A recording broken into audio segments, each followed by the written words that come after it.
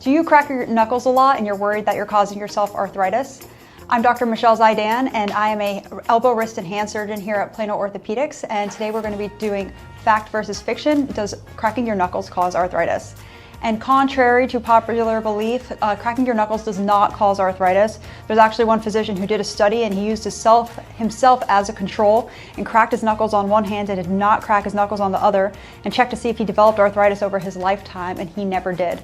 So you can safely crack your knuckles and not worry about causing yourself arthritis. You may just be annoying the people around you.